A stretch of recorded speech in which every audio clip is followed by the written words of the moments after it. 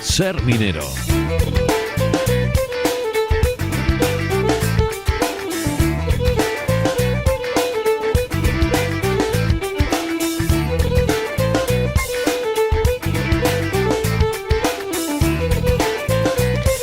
Una menos 20, unos que se van a la montaña, como estos soldados de la UME, y otros que bajan. Roberto Fernández, director del Museo Minero de Sabero, hoy en el estudio. Qué honor y qué placer tenerte por aquí, Roberto. No, bueno, el honor es mío. Hay que bajar de vez en cuando de la montaña, es muy sano. Bueno, a la capital, pues muy bien. Para hablar de estas culturas mineras, de las gentes de estas comarcas.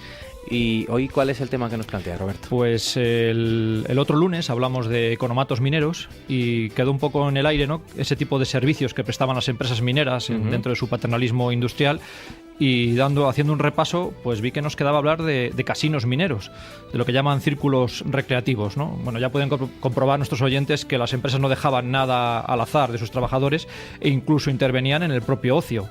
Así, de esta manera, pues bueno, construyeron, sobre todo las grandes empresas, lógicamente, construyeron a mediados del siglo XX impresionantes edificios, pues para albergar lo que se llama casino o lo que daban en llamar círculos recreativos. Así, por ejemplo, pues en el año 1950 se construyó el de Santa Lucía, por la Ollera Vascoronesa, y luego ya a mediados de la década de los 50 se construyó el de Sabero, por Ulleras de Sabero y anexas, y también en esta fecha, creo que en el 56, pues el de Villablino. Y bueno, todos tenían más o menos un funcionamiento parecido, y por eso hoy vamos a hablar de esos casinos mineros, poniendo como ejemplo el que nos queda un poco más cercano, que es el de Sabero, el Círculo Recreativo Saberense, el casino de Sabero de toda la vida. Que de hecho os queda incluso cerca, bueno, en el pueblo más o menos queda todo un poco cerca, ¿no? Pero nos queda cerca del museo. Cuando queremos tomar un café en el museo es el sitio más cercano. Ah, sí.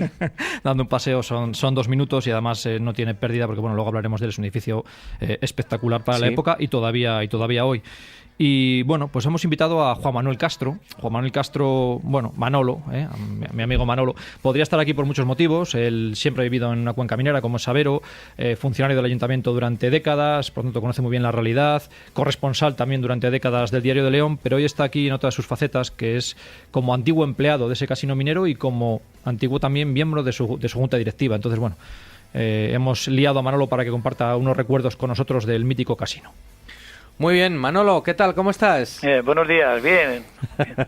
Bueno, hemos de retrotraernos a qué años. ¿Se puede preguntar? ¿Nos lo vas a decir o...? Sí, sin ningún problema. Yo que me di cuenta más o menos allá sobre el año 71, 72... fue cuando yo entré a formar parte de ese casino como despachando helados, vamos, el primer cargo que tuve. Como todo un chaval. Sí, tendría 14 años, más o menos, 14, 15 años, y bueno, ya había acabado el periodo de formación de estudios del bachiller, y el verano la familia necesitaba unos pequeños recursos aparte para subsistir, y ahí me encargaron ese trabajo. Bueno, en momentos puedo suponer de una gran actividad, de un ambiente, de cierta efervescencia social por allí, ¿no? Sí, por supuesto. Date cuenta que solamente destinaban a un chaval como yo solamente a despachar helados. Estabas 10, 11, 12 horas diarias despachando helados simplemente en un local destinado al efecto y solamente con esa misión. Ahí le tienes a Manolo, heladero de joven. Pero luego, bueno, Manolo, lo hiciste muy bien, ¿no? Porque luego ya ascendiste, ¿no?, en tu categoría profesional. Sí, a las pocas semanas, no me recuerdo bien, si 2 o 3 semanas, pues ya me pasaron a camarero en la barra con la clásica chaquetilla blanca, y era un lujo, ¿no?, estar allí, porque en teoría estabas atendiendo a toda la masa social de Sabero y principalmente a la gente más importante de ese momento que estaba en la empresa y en la propia sociedad del Valle. Y claro, decía Chechu que habría mucho bullicio. Yo te he oído contar algunas veces cómo os preparabais para el primer empujón, ¿no?, por ejemplo, de una mañana de la gente. Sí, rápido, nada más llegar a trabajar, lo primero que hacíamos era poner sobre el mostrador, sobre la barra del mostrador, unos 50, 60 vasos, ya con su tarjeta de limón, la aceituna y eso, para afrontar el primer choque de la salida de misa, que eso era en breves minutos, quedaba ya rápidamente consumido. En la cafetería se llenaban todas las mesas y la barra estaba a tope y no parabas. Desde la salida de misa hasta las 3 de la tarde era continuamente el trabajo. Porque ¿cómo funcionaba el casino, Manolo? Bueno, el casino se regía a través de una sociedad recreativa que la llamaban Ciclo Recreativo. Tenía el nombre de Ciclo Recreativo Saberense, y aunque el edificio era propiedad de la empresa minera Ullera de Sabero, pues funcionaba a través de una directiva que la nombraban en la Asamblea General los socios. Se pagaba una cuota mensual con la que se pagaban los gastos y las actividades. La explotación de la cafetería y del resto de las dependencias, excepto el cine, se concedía a una familia que era quien regentaba el conocido como casino. ¿Y podía ser socio cualquiera o era una cosa reservada para trabajadores de la empresa o para directivos? ¿Cómo funcionaba eso? Principalmente formaban parte de la sociedad los trabajadores de la empresa minera, aunque también se admitían a otros sectores, pues como era mi caso, por ejemplo, que yo era funcionario, o médico, o veterinario, se les admitía igual. Todos ellos tenían que ser avalados para ser admitidos por 2 socios a la hora de solicitar el acceso a la sociedad. Porque yo recuerdo de ver en la puerta cuando era pequeño a un portero muy bien uniformado, ¿no? Sí, la entrada al recinto, a la cafetería, que era el acceso principal, tenía que ser pasar por la criba del portero o conserje, que se llamaba entonces, que tenía su uniforme y su personalidad ahí, a una persona más bien mayor, que normalmente había trabajado en la empresa, y ya bien, si eran conocidos pasaban, y si no tenían que enseñar su carnet de socio.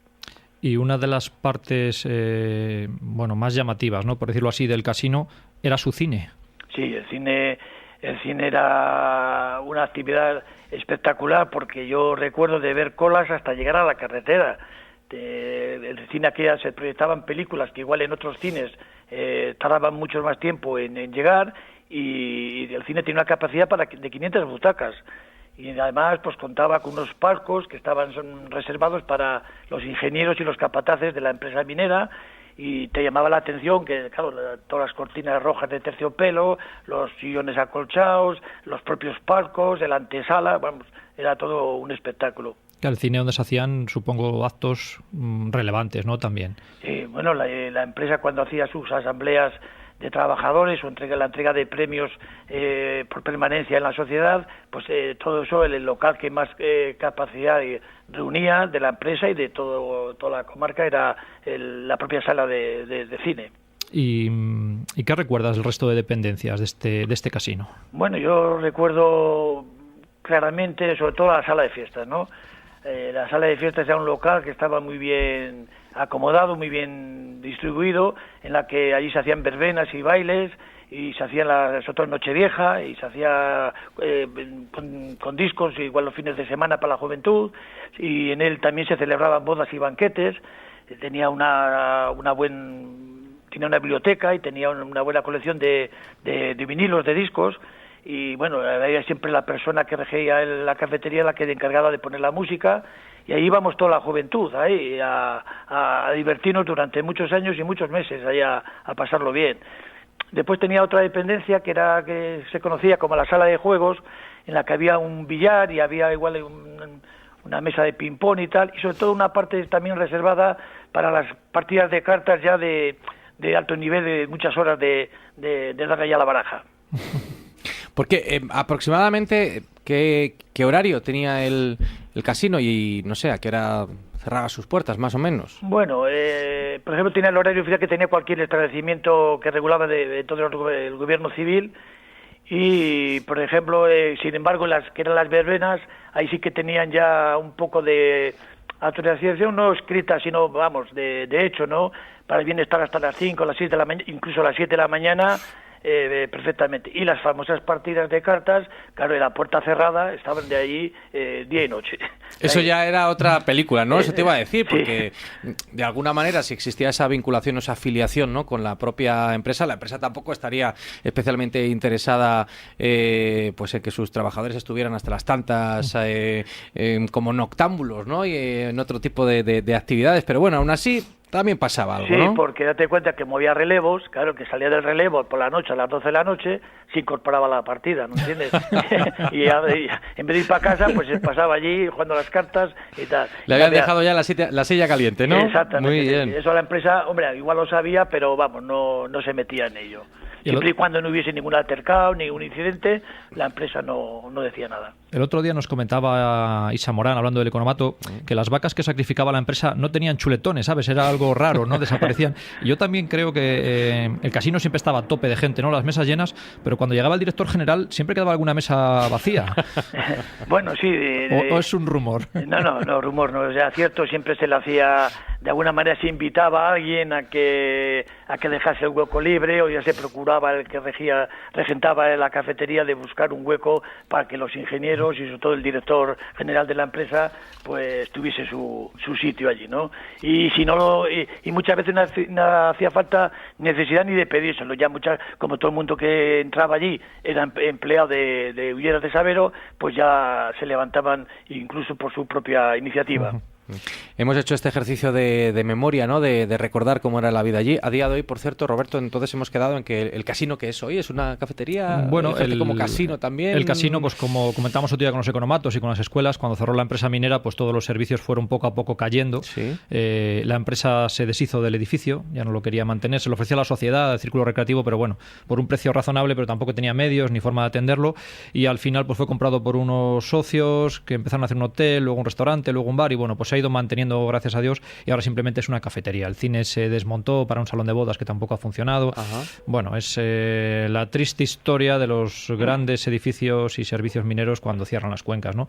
Pero bueno, por lo menos lo que es la estructura y lo que es bueno, pues el espíritu del casino ahí sigue para recordarlo. Sigue siendo un edificio de estos que llama la atención, ¿no? Ojalá fuese un parador, sería un sitio estupendo, por ejemplo, ¿no? Una pena que en su momento tampoco había conciencia. En aquellos años la gente no tenía conciencia de mantener el patrimonio industrial, lo que quería era, bueno, pues buscarse la vida y bueno, pues así quedó y así ha sido. Manolo, gracias por haberte asomado a esta sección, a Ser Minero. Un fuerte abrazo, amigo. Un abrazo, gracias a vosotros. Y muchísimas gracias también a ti, Roberto, por haberte acercado al estudio, ¿eh? Hasta el próximo lunes. Adiós, Manolo.